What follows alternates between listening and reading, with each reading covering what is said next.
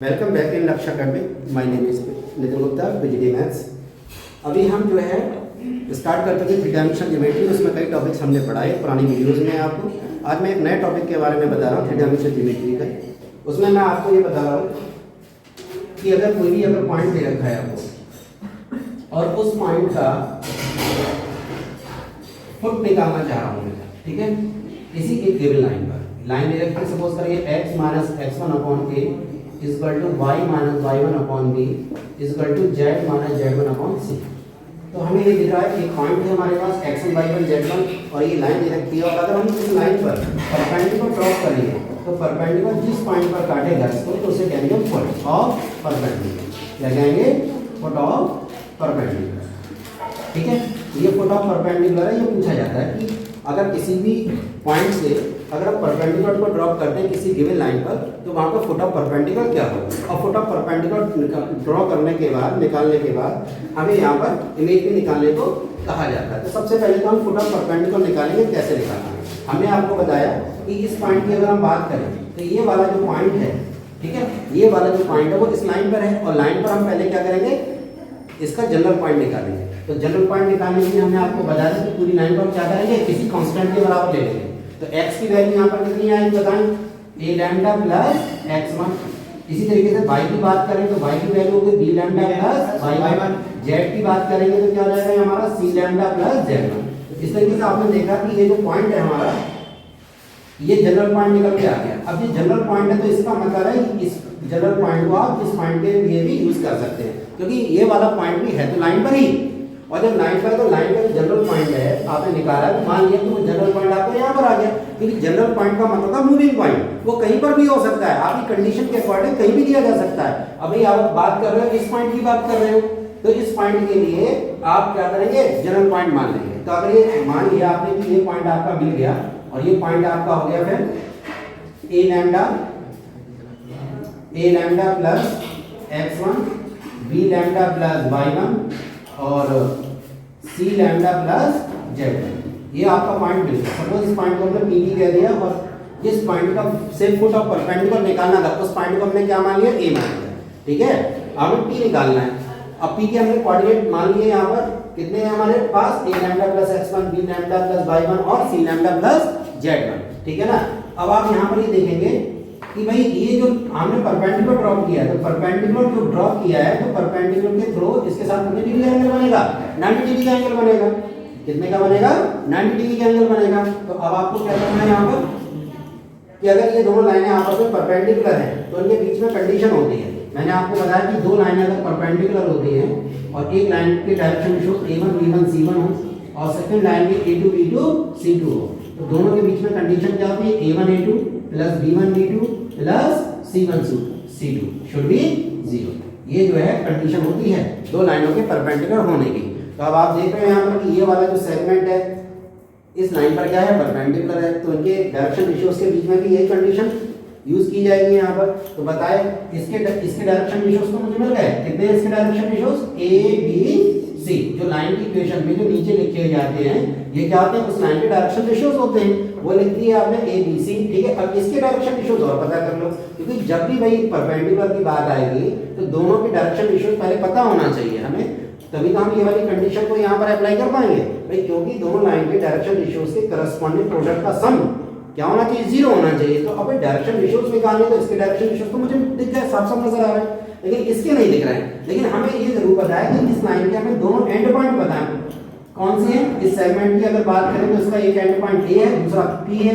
तो इसमें पहला पॉइंट के कोऑर्डिनेट क्या होगा, x1 y1 z1 और इसके कितने हैं हमारे पास a lambda plus x1 b lambda plus y1 और c लैम्डा प्लस z1। तो यहाँ से पहले क्या करेंगे आप a p के भी डायरेक्शन रेशियोज निकालेंगे। कैसे निकालते हैं आपको पता है, करस्पॉन्डिंग कोऑर्डिनेट का डिफरेंस। तो अगर बात करें तो इसके डायरेक्शन रेशियोज क्या हो जाएंगे, इसको अगर हमने a2 कह दिया तो a2 निकलेगा यहाँ पर x2 माइनस x1। तो इसमें ये x2 का काम करेगा, ये x1 का काम कर रहा है मान लो। तो a lambda plus x1 minus कर देंगे हम यहाँ पर, किसको करेंगे यहाँ पर जो भी पॉइंट दे रखा है यहाँ पर। अगर x1 दे रखा है तो x1 आ गया। अगर हम b2 की बात करेंगे तो b2 की बात करेंगे क्या हो जाएगा यहाँ पर, ये b lambda plus y1 minus का y1, ठीक है। और इसी तरीके से C2 की अगर बात करेंगे तो C2 की वैल्यू कितनी हो जाएगी, C lambda plus Z1 minus Z1। इसको आप सिंपल कर लीजिए, जो आपके A2 B2 C2 आएंगे, ठीक है, और यहाँ पर A B C ये तो आपको पता ही है, इनके करस्पॉन्डिंग प्रोडक्ट का सम कितना होना चाहिए, 0 होना चाहिए। कितना होना चाहिए, 0। 0 के बराबर लेके चलेंगे, वहां से हमें लैम्डा मिल जाएगा, लैम्डा की वैल्यू हम यहाँ पर पुट कर देंगे और पुट करने के बाद हमें यहाँ पर P पॉइंट मिल जाएगा। ठीक है, इस तरीके से आप जो है foot of perpendicular find out कर सकते हैं। देखिए फिर से ऐसे जो अभी पुराना टॉपिक जो हमने भी समझाया था आपको कि किसी भी पॉइंट से किसी लाइन पर अगर हमें फुट ऑफ परपेंडिकुलर निकालना है तो कैसे निकाला जाता है, तो अब हम इसी कंसेप्ट को किसी एग्जाम्पल के थ्रू समझाने का प्रयास करेंगे। ठीक है, जैसे अगर पॉइंट हमने ले लिया, सपोज करिए 1 2 1, ठीक है, और इस पॉइंट का हमें फुट ऑफ परपेंडिकुलर निकालना है और किस पर निकालना है, एक लाइन पर। लाइन की इक्वेशन मान ली मैंने x माइनस 1/2 y माइनस 3/1 और z/5, ये लाइन दे रखी है और ये पॉइंट दे रखा है। अब ये देखना है कि इस पॉइंट का फुट ऑफ परपेंडिकुलर क्या होगा, मतलब कि अगर हम परपेंडिकुलर यहाँ पर ड्रॉप करेंगे तो जिस पॉइंट पर ये परपेंडिकुलर इसको इंटरसेक्ट करेगा तो वो पॉइंट क्या है, ये पॉइंट हमें फाइंड आउट करना है। ठीक है, तो सबसे पहले हमें क्या करना पड़ेगा, ये पॉइंट हम देखेंगे, ये लाइन पर आ रहा है, तो लाइन का पहले क्या करेंगे, हम जनरल पॉइंट निकालेंगे। जनरल पॉइंट निकालने के लिए क्या करेंगे, लाइन को हम लैम्डा के इक्वल लिख लेंगे। तो x की वैल्यू यहाँ से कितनी आएगी जरा बताएं, x की वैल्यू यहाँ पर आ गई हमारे पास 2 lambda plus 1। Is that clear? देख रहे हैं तीनों पार्ट जो लैम्डा के इक्वल है यहाँ पर, तो x वाला पार्ट जब आप लैम्डा के इक्वल रखेंगे तो x की वैल्यू कितनी हो जाएगी, 2 लैम्डा प्लस 1। ठीक है, इसी तरीके से y की बात करेंगे तो y की वैल्यू कितनी हो जाएगी यहाँ पर, लैम्डा प्लस 3। ठीक है, और अगर z के केस की बात करें तो z कितना हो जाएगा यहाँ पर, 5 लैम्डा हो जाएगा। तो यहाँ पर आपने देखा कि ये आपका क्या आ गया, यहाँ पर ये वाला पॉइंट आ गया जो कि इंटरसेक्शन भी है इस परपेंडिकुलर का और लाइन का, और लाइन पर लाई भी कर रहा है। तो लाइन की इक्वेशन अगर हमें दे रखी है तो लाइन की इक्वेशन का यूज करके हम उस लाइन पर कोई भी जनरल पॉइंट के थ्रू उस इंटरसेक्टिंग पॉइंट को निकाल सकते हैं। तो हमने ये पॉइंट निकाल लिया फिलहाल, ठीक है ना। अब हमें ये देखना है ये वाला पॉइंट, अब ये पूरा जो पॉइंट है हमारा वो लैम्डा पर डिपेंड कर रहा है। लैम्डा क्या है, जब तक लैम्डा नहीं मिलेगा तब तक हम पूरा पॉइंट को फाइनल कैसे करेंगे कि हमारा पॉइंट है क्या। लैम्डा को अब निकालने की हम कोशिश करेंगे, सर्च करेंगे कि लैम्डा कैसे निकलेगा। तो उसके लिए अब हम देखेंगे कि भाई ये दोनों लाइनें आपस में, ये वाला सेगमेंट और ये लाइन जो है आपस में क्या है, परपेंडिकुलर है। अगर परपेंडिकुलर तो कंडीशन पता ही है कि भाई दोनों के करस्पॉन्डिंग डायरेक्शन रेशियोज के प्रोडक्ट का सम कितना होना चाहिए, 0 के बराबर होना चाहिए। कितना होना चाहिए, 0 के बराबर होना चाहिए। अब इसके डायरेक्शन रेशियोज कितने हैं, हमें दिख ही रहे लाइन के कितने हो गए, एक यहाँ पर लिख सकते हो a1 की वैल्यू 2 हो गई, b1 की वैल्यू 1 हो गई और c1 की वैल्यू 5 हो गई। ठीक है, ये आपके डायरेक्शन रेशियोज किसके आ गए, इस लाइन के आ गए। ठीक है, इस लाइन के आ गए। अब इस सेगमेंट के कैसे निकालेंगे, इस सेगमेंट पर हमें 2 पॉइंट बताएं। अगर किसी भी सेगमेंट का अगर हमें 2 पॉइंट बताएं और उसके डायरेक्शन रेशियोज निकालने हैं तो कैसे निकाले जाएंगे, करस्पॉन्डिंग कोऑर्डिनेट के डिफरेंस के थ्रू निकाले जाएंगे। तो पहला वाला मतलब यहाँ पर आएगा डिफरेंस कितना आएगा, 2 लैम्डा प्लस 1 में से 1 को माइनस करेंगे तो कितना आएगा डिफरेंस, 2 लैम्डा आएगा। फिर आप देखिए y कोऑर्डिनेट का सब्ट्रैक्शन ले लीजिए, लैम्डा प्लस 3 में से 2 को माइनस करेंगे तो कितना आएगा, लैम्डा माइनस 1 आ जाएगा। 5 लैम्डा में से 1 को माइनस करेंगे कितना हो जाएगा, 5 लैम्डा माइनस 1 आ गया। तो ये क्या निकल के आ गए, डायरेक्शन रेशियोज किसके आ गए, इस लाइन सेगमेंट के आ गए। ठीक है, इसको हम क्या कह रहे हैं, इसको कह दीजिए आप a2 b2 c2। ठीक है, अब ये दोनों के डायरेक्शन रेशियोज मुझे पता लग चुके हैं। ठीक है, ये क्यों हम यहाँ पर डायरेक्शन रेशियोज को सर्च कर रहे हैं, क्योंकि भाई हमें लैम्डा यहाँ पर फाइंड आउट करना है और लैम्डा को निकालने के लिए कोई ना कोई कंडीशन देखनी पड़ेगी जिससे लैम्डा हमारा निकल सके। हमें मालूम है कि दोनों लाइनें आपस में परपेंडिकुलर हैं तो दोनों के डायरेक्शन रेशियोज के प्रोडक्ट का सम 0 होता है। तो हम देख रहे हैं कि जब हम यहाँ पर डायरेक्शन रेशियोज वाली कंडीशन का यूज करेंगे तो वहाँ पे लैम्डा आएगा और लैम्डा की वैल्यू इस तरीके से मिल जाएगी हमें। तो जरा देखें यहाँ पर a1 की वैल्यू कितनी है, देखें कितनी है, 2। a2 की वैल्यू कितनी है बोलिए, 2 लैम्डा प्लस b1 की बात करें, b1 की वैल्यू 1, b2 की वैल्यू कितनी है, लैम्डा माइनस 1, c1 की वैल्यू की बात करें 5 और c2 की वैल्यू बेटे कितनी है, 5 lambda minus 1 is equal to कितना होना चाहिए, 0 के बराबर होना चाहिए। क्यों होगा 0 के बराबर, because these lines are perpendicular. ठीक है, अब आप इसको सिंपल करेंगे तो कितना हो जाएगा, 4 लैम्डा। इसको आप मल्टीप्लाई करेंगे 1 से तो लैम्डा माइनस 1 हो गया। इसको करेंगे आप मल्टीप्लाई 5 तो 25 लैम्डा माइनस 5 हो जाएगा। ठीक है, अब लैम्डा वाले टर्म को अगर आप कलेक्ट करने और सिंपल करें तो जरा देखिए कितना आ जाएगा, ये आपका बैठेगा 30 लैम्डा। देखो 25 लैम्डा, ये लैम्डा और x में ऐड हो गया 26 हो गया, 26 में 4 ऐड हो गया तो 30 लैम्डा हो जाएगा। ठीक है। और विदाउट लैम्डा वाली टर्म की अगर बात करें तो यहाँ पर -1 है और -5 है, तो कितना हो जाएगा, ये -6 हो जाएगा। तो लैम्डा की अगर बात करें तो ये 1/5 आ जाएगा। कैसे आ गया, ये तो समझ में आ गया होगा। -6 को हमने राइट साइड में ट्रांसपोज कर दिया, फिर 30 को हटाएंगे, वो 6 के नीचे आ जाएगा और 6/30 हमारा 1/5 हो जाएगा। ठीक है ना, इस तरीके से हमने लैम्डा निकाल लिया। लेकिन हमें निकालना कौन सा है, ये फुट ऑफ परपेंडिकुलर, जिसको हमने P कह रखा है। तो P की अगर बात करें तो P जो है डिपेंड कर रहा है लैम्डा की वैल्यू पर। तो P की बात करें तो P है 2 lambda plus 1 lambda plus 3 5 lambda. आप यहाँ पर क्या करेंगे, लैम्डा की वैल्यू पुट कर देंगे। लैम्डा की वैल्यू कितनी आ चुकी है, 1/5। 1/5 जब यहाँ पर लगाएंगे कितना हो जाएगा, 2/5 प्लस 1, ये कितना हो गया 2/5 प्लस 1। यहाँ पर 1/5 लगाएंगे तो कितना हो जाएगा 1/5 प्लस 3, और यहाँ पर अगर 5 लगाएं 1/5 लगाएंगे लैम्डा की जगह पे, तो ये कितना रह जाएगा, कटने के बाद लिख देता हूँ 5 × 1/5। तो फाइनली आप कह सकते हो ये हो गया 5 बन जा 5, 5 + 2 7/5।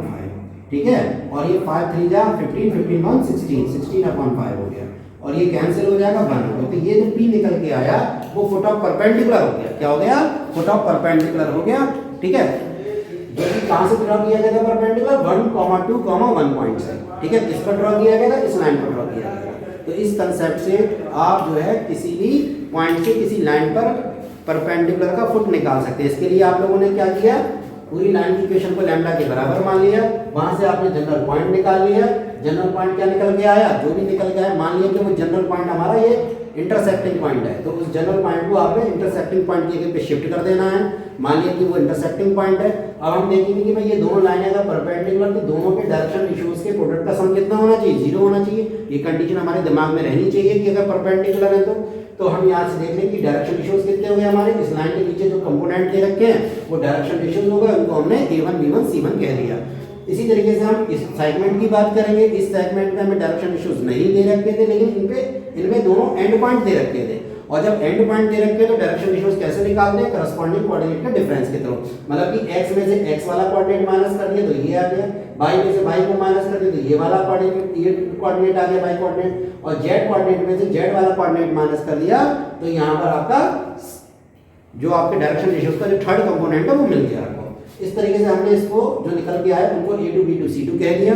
और जब ये हमें डायरेक्शन रेशियोज के तो पहले ही कंफर्म थे, इसके हमने इवैल्यूएट कर लिए, दोनों आपस में परपेंडिकुलर हैं, कंडीशन ये होनी चाहिए इनके बीच में। इसमें हमने A1 B1 A2 B2 C2 की वैल्यू लगा दी, सॉल्व किया, लैम्डा की वैल्यू आ गई। लैम्डा की वैल्यू हमने यहाँ पर इस पॉइंट में लैम्डा की जगह पे पुट कर दी, और सिंपल करने के बाद हमें इस तरीके से इस पॉइंट का फुट ऑफ परपेंडिकुलर मिल गया। क्लियर हुआ या नहीं हुआ, इज दैट क्लियर? देखिए अभी आप लोगों ने यहाँ पर 1, 2, 1 का फुट ऑफ परपेंडिकुलर निकाल लिया। अब आपसे क्वेश्चन में फुट ऑफ परपेंडिकुलर के अलावा इस पॉइंट की इमेज भी पूछ सकता है। इमेज को हम रिफ्लेक्शन भी कह सकते हैं, रिफ्लेक्शन भी कहते हैं या इमेज कहते हैं, तो एक ही बात है कि हमें अगर किसी भी पॉइंट की इमेज निकालनी है किसी लाइन पर तो कैसे निकालें, तो उसके लिए फुट ऑफ परपेंडिकुलर तो निकालना, ये तो कॉमन बात हो गई। ठीक है ना, अब आपको इमेज निकालनी है या रिफ्लेक्शन उसका निकालना है, तो इस बात का ध्यान रखेंगे कि जो हमारा इंटरसेक्टिंग पॉइंट है हमारा, ठीक है, उस इंटरसेक्टिंग पॉइंट से जो ऑब्जेक्ट डिस्टेंस है वो बराबर होगी किसके, इमेज डिस्टेंस। मतलब कि ये दोनों चीजें क्या होंगी, आपस में बराबर होंगी। ठीक है ना, ये आपका मान लिया कि ये क्या है, इमेज है, इसको हमने मान लिया अल्फा बीटा गामा। ठीक है, ये आपकी इमेज है, क्योंकि अगर ये पॉइंट है और अगर ये लाइन हमारी ऐसे मिरर काम करेगी तो इसकी इमेज दिखेगी भाई आपको इसके अंदर। अब वो इमेज क्या होगी वो हमें निकालनी है। तो क्या करना है, अब हमें यहाँ पर ये वाला पॉइंट तो हमें मिल चुका है, ये फुट ऑफ परपेंडिकुलर, जो कि क्या है दोनों के लिए मिड पॉइंट का काम कर रहा है। किसका काम कर रहा है, मिड पॉइंट का काम कर रहा है। अब हमें यहाँ पर निकालना क्या है, इमेज निकालनी है। तो हमें मतलब पहले से ही पता है कि अगर कोई भी एक लाइन सेगमेंट दे रखा है और उसके and point x1 y1 z1 और x2 y2 z2 है, ठीक है, तो हमें बीच में लगा दीजिए, और मिड पॉइंट हमें भी दे रखा है x y z। ठीक है, इनमें अगर हम इसका यूज करें और इसका यूज करें और इसको कंफर्म करें कि ये हमारा क्या होगा, तो कैसे निकाला जाएगा, ये x2 क्या आ जाएगा, बीच वाले का कोऑर्डिनेट होता है। अगर हम x की बात करेंगे तो x कोऑर्डिनेट निकालने के लिए, एंड पॉइंट का x कोऑर्डिनेट निकालने के लिए हमें क्या करना पड़ेगा, बीच वाले कोऑर्डिनेट का डबल करना है और माइनस कर देना है एंड पॉइंट का x कोऑर्डिनेट। ठीक है, इसी तरीके से इसका y2 कैसे निकलता है, बीच वाले पॉइंट का आप क्या कर दीजिए, डबल कर दीजिए, ठीक है, माइनस कर दीजिए आप एंड पॉइंट का y कोऑर्डिनेट। इसी तरीके से इसका z कोऑर्डिनेट अगर निकालना, z2 निकालना है तो बीच वाले का जो मिड पॉइंट है उसका आप डबल कर दीजिए और माइनस कर दीजिए जो फर्स्ट एंड पॉइंट है उसका जेड कोऑर्डिनेट। इस तरीके से आपको क्या मिल जाएगा, जो 9 सेगमेंट का सेकंड एंड पॉइंट है वो मिल जाएगा आपको। ठीक है, तो आप यहाँ पर देख रहे हैं कि ये भी हमारा एक लाइन सेगमेंट है जिसका मिड पॉइंट P है और एक एंड पॉइंट 1 2 1 है, और इन दोनों का यूज करके आपको इमेज निकालना है। ठीक है, क्या निकालना है, इमेज निकालना है। ठीक है, यहाँ y1 कर लीजिए y2 की जगह पे। ठीक है, ये तो अंडरस्टूड ही है। अब आप देखिए फिर से हम इस प्रीवियस क्वेश्चन पर ही आ जाते हैं। हमें अल्फा भी निकालना था, अल्फा बीटा गामा निकालना था जो कि इमेज है। तो अल्फा की वैल्यू यहाँ से क्या हो जाएगी, बीच वाले पॉइंट के कोऑर्डिनेट को आप डबल करके क्या करेंगे, एंड पॉइंट जो भी है आपका पहला जो गिवन एंड पॉइंट है उसका करस्पॉन्डिंग कोऑर्डिनेट माइनस करते जाइए। जैसे हम एक्स कोऑर्डिनेट की बात करिए, अल्फा एक्स कोऑर्डिनेट है तो अल्फा इज इक्वल टू कितना हो जाएगा, डबल कर देंगे आप 7/5 का, माइनस कर देंगे इसमें से 1। ठीक है, इसी तरीके से बीटा की बात करेंगे तो किसका डबल करेंगे, यहाँ पर 2 × 16/5 और -2 कितना करेंगे, -2। सिमिलरली गामा की बात करते हैं, गामा कैसे निकल के आएगा, मिड पॉइंट का जेड कोऑर्डिनेट का डबल कर दीजिए आप, माइनस कर दीजिए इसमें से 1 को। ठीक है, अगर आप इनको सिंपल करेंगे तो कितना हो जाएगा, ये हो गया 14/5 माइनस का 1, और इसको आप सिंपल करेंगे तो 5 बन जाए 5 हो गया, और 14 - 5 अगर करेंगे तो कितना हो जाएगा, 9/5 हो जाएगा। इसकी बात करें यहाँ पर, ये हो गया 32/5 माइनस का 2 चल रहा है, 5 टेक एज ए एलसीएम। ठीक है, आफ्टर टेकिंग एलसीएम 32 - 10 जो कि हो जाएगा आपका 22/5। सिमिलरली आफ्टर सिंप्लीफिकेशन 2 × 1 2 हो जाएगा, 2 - 1 1 हो जाएगा। तो ये अल्फा बीटा गामा निकल के आया जो कि एक इमेज का काम कर रहा है। ठीक है, वो हो गया आपका 9/5 22/5 एंड 1। ठीक है, ये इमेज आ गई। तो इस तरीके से हमने देखा कि हमने पहले क्या निकाला, फुट ऑफ परपेंडिकुलर निकाला, फिर उसकी इमेज क्या हो गई। तो ये क्वेश्चन बहुत ही ज़्यादा इंपॉर्टेंट है बोर्ड के लिए, जो कि मैंने आपको यहाँ पे समझाया, और उम्मीद करता हूँ कि आप सबके समझ में आया होगा। ठीक है, थैंक यू।